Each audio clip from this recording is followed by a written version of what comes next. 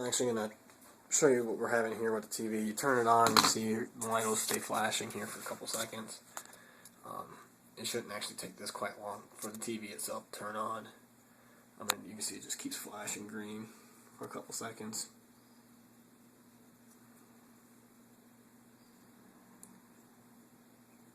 And then finally, the screen sort of lights up. You can see it kind of backlit a little bit. There's just nothing. You got no audio. I'm pressing up on the volume button here. Channel, just nothing. It's a good symptom that the capacitors are actually bad on the TV itself. This LG has some bad capacitors in it. The TV just turns blank. What you want to do is you want to start removing screws like this all over the back of the TV. There's that's 4 so far. 5. They got this one here. 6, 7. Remove these 2 HDMI ports. 8, 9, and then you also have one that goes here and one that goes here. That's 10, 11, and then you have the center one right here underneath the LG logo. So that's 12, I believe. I've already taken the screws out. Just put them over here for you, so you can see. You just want to remove the back back of the TV here. I left the screws in it, just so you don't lose them. Makes it a little easier. Makes it a little easier, so you don't, have to refine your screws here. And then that leaves you with the back of your TV here is the actual TV.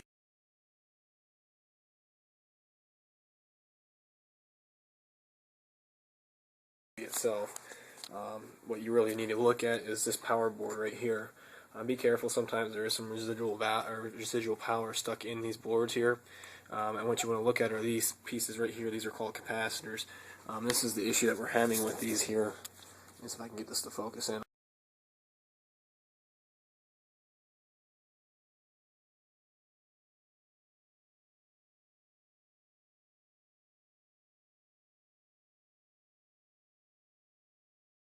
So what you want to do is you actually want to remove this board, remove these power sources here. That one here, there's this one here, and then these 2 here, and then you take these 4 screws out on the edges here. There's another one over here, and then that one here, and the board simply removes from the back of the TV very easily. Again, just be very careful when you're touching this board. There could be some residual value left in it, so kind of make sure you're not grounded when you start taking these apart here. There is power that goes to these machines here still, so a little bit held in there. So just be very careful when you take them out and take them off. And the good news is these plug-ins, you can't plug them in any other place, so you really don't need to separate them by anything. Just kind of make sure they're out of the way here, and then you just take these screws out here. Simple as that. Okay, now that I got all the screws out here, you see this screw hole here, this screw hole here, this one up here, and then this one up here. You want to remove the board. Be very careful again. There could be some residual value left in these boards. Don't want you to get shocked or anything. So you just want to pull up very softly. You don't want to pry or anything like that. But be very careful over here. This little hook that holds it down into place here. So you kind of want to pull to the to one way away from that hook there. So you separate it, and then you can just easily lift it up like so. So now that I got the board out, you can kind of look at the back side and see that there's no acid on it, from the capacitors leaking. Okay, so what you want to do here is you want to obviously have your board, a soldering iron here, which is obviously on. You're trying to get a temperature. Don't drop your phone. Recording all of this here, that's a good start. And then the capacitors. I got all kinds of different good ones in here. Different type of sizes and whatnot. So now that your soldering iron is up to temperature, what you want to do is you want to actually locate your bad capacitors on the board. And if you can't really tell, but there's a little number next to each one that'll give you the ID number that you can help you find it on the back of the board here.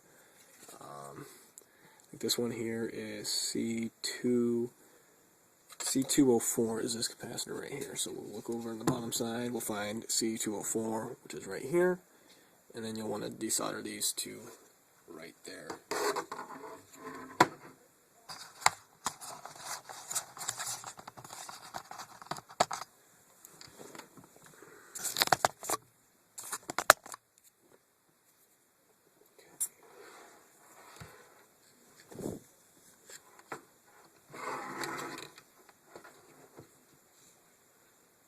C204 right here.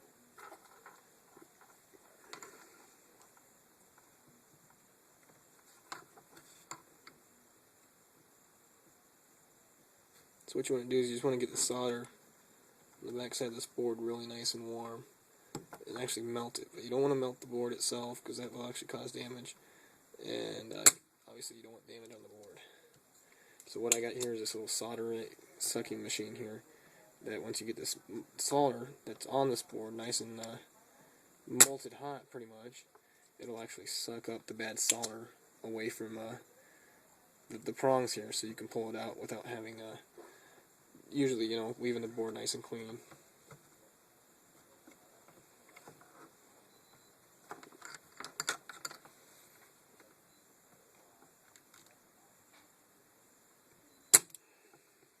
So when you get that done, obviously you want to make sure your equipment is taken care of here, and you just see if I can pull this out here or not.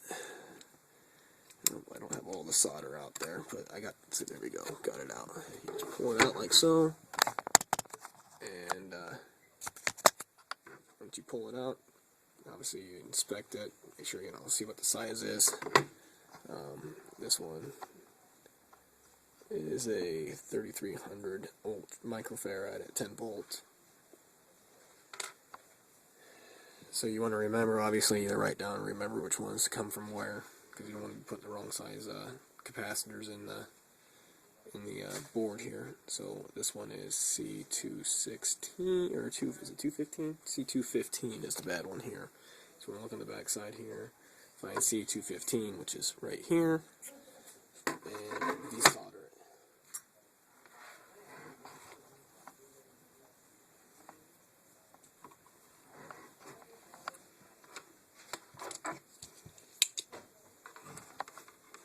So you just want to get this nice and hot again, and just be patient though. You don't want to ruin the thing here.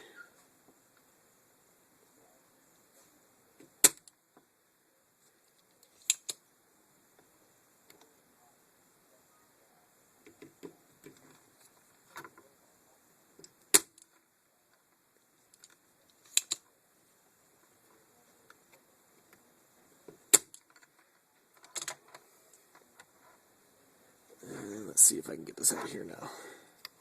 See how it just kind of wiggles, kind of like a real loose tooth here. Pull it out. Ta-da! Another one. This one's a 2200 microfarad. So you got two different sizes here that are going bad on me here. So what I'm going to do is I'm going to write this down on a piece of paper.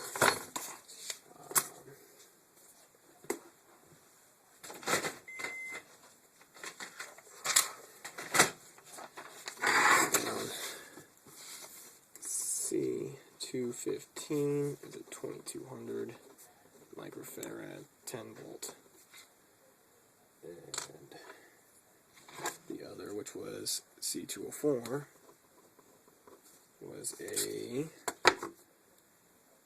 3300 microfarad 10 volt. So this way you don't have to worry about putting bad ones or wrong size ones in and ruining your board even worse and having a possible situation with a fire.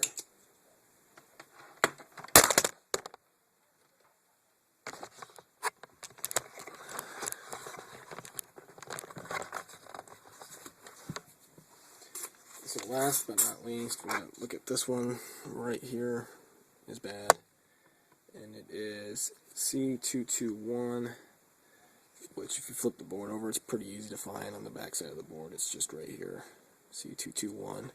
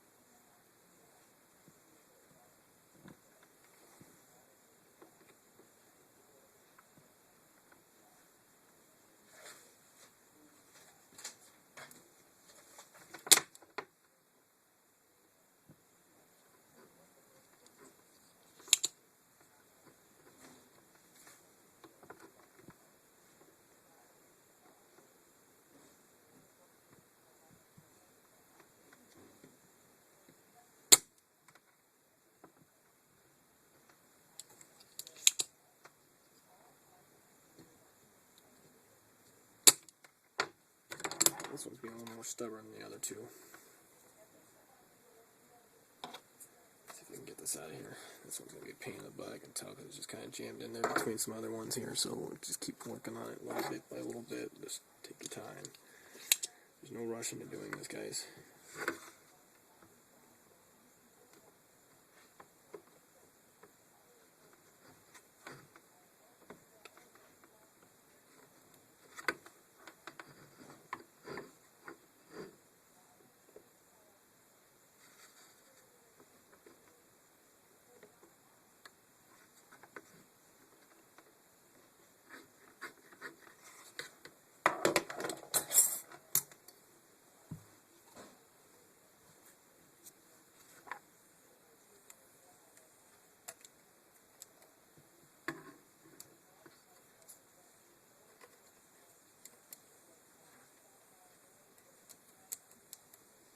It's almost there. Let's see if we can get a little persuasion here.